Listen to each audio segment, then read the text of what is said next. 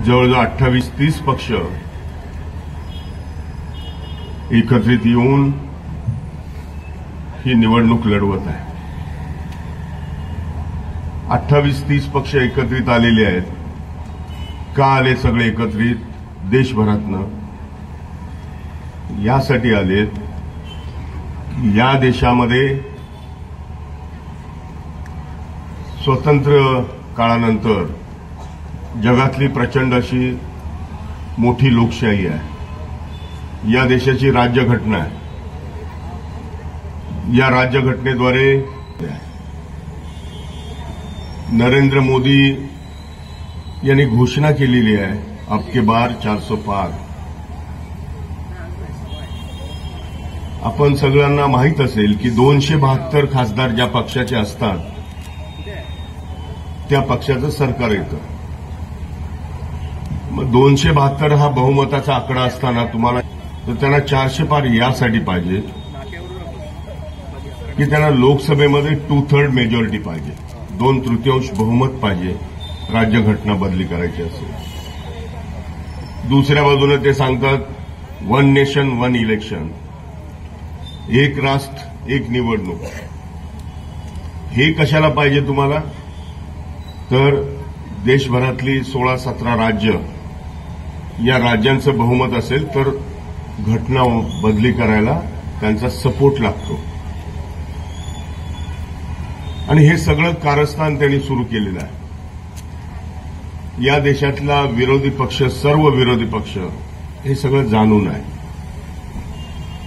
राज्यघटनेनं अनेक संस्थांना स्वायत्त अशी अधिकाराची भूमिका दिलेली आहे.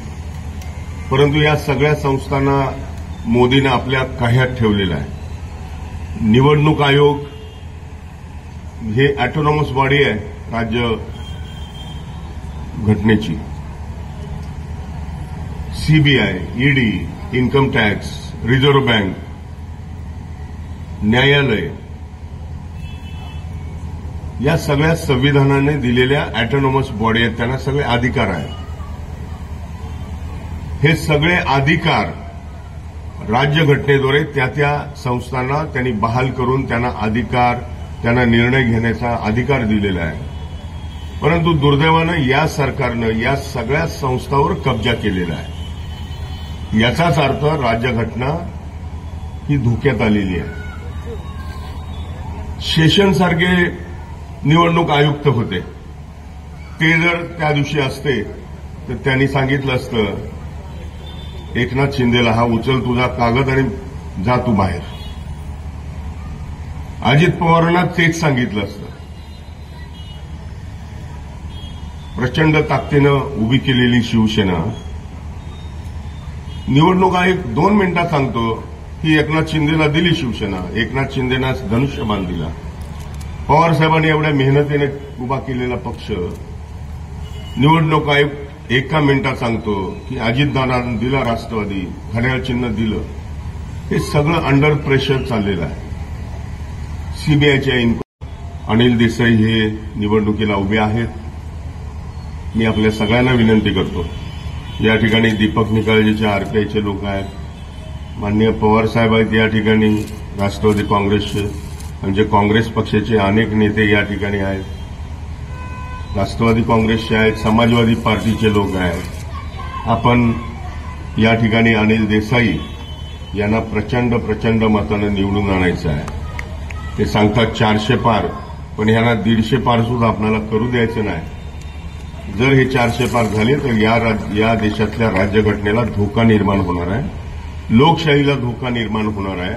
आणि म्हणून आपण सगळ्यांनी एकत्रित येऊन, भले आपले वैचारिक मतभेद असतील, बाकीचे मतभेद असतील, परंतु हा देश वाचवण्यासाठी, हा देश एकसंघ ठेवण्यासाठी, जसं राहुलजी गांधी यांनी देशभरामध्ये कन्याकुमारीपासून काश्मीरपर्यंत आणि मणिपूरपासून मुंबईपर्यंत जी पदयात्रा काढली, लोकांच्या अडचणी बघून घेतल्या, त्यांच्या समस्या जाणून घेतल्या आणि ठरवलं की आता या देशामधल्या गोरगरिबांना फायदा दिला पाहिजे.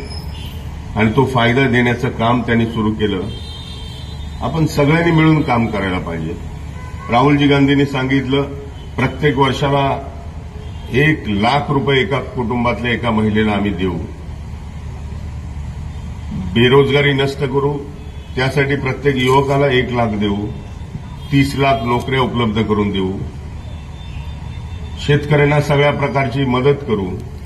स्वामीनाथन आयोग जो आहे त्याच्या शिफारशी लागू करू. कामगारांना सगळ्या प्रकारचा न्याय देऊ.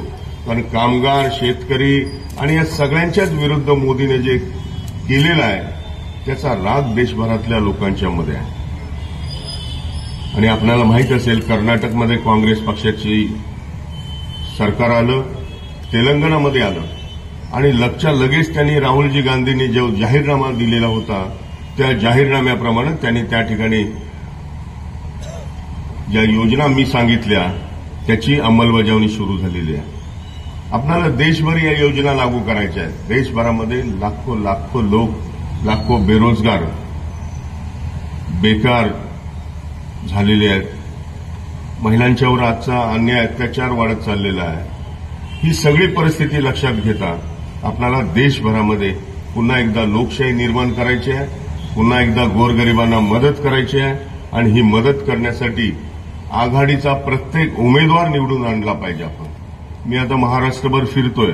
त्या महाराष्ट्रामध्ये आज अशी परिस्थिती आहे, आपण ज्याला अंडर करंट म्हणतो. महाराष्ट्रामध्ये जवळजवळ 40 जागा, आपल्या 48 पैकी 40 जागा आपल्या आघाडीच्या येतात. म्हणजे महाराष्ट्रामध्ये देशामधले सगळ्यात मोठ्या संख्येनं महाराष्ट्रामध्ये आपले खासदार निवडून येतात. आणि ही खासदारांची संख्या वाढवण्यासाठी आपल्या विभागातनं अनिल देसाई उभे आहेत. हा सगळा चेंबूर, ट्रॉम्बे, हा वाशीनाका, ह्या परिसरातल्या सगळ्या जनतेला विनंती करतो की आपण अनिल देसाई यांच्या मशाल चिन्हावर आपण बटन दाबायचं आहे आणि त्यांना विजयी करायचा आहे, एवढीच विनंती आहे. पुढचा एक कार्यक्रम असल्यामुळे या ठिकाणी मला रजा देण्यात यावी. धन्यवाद.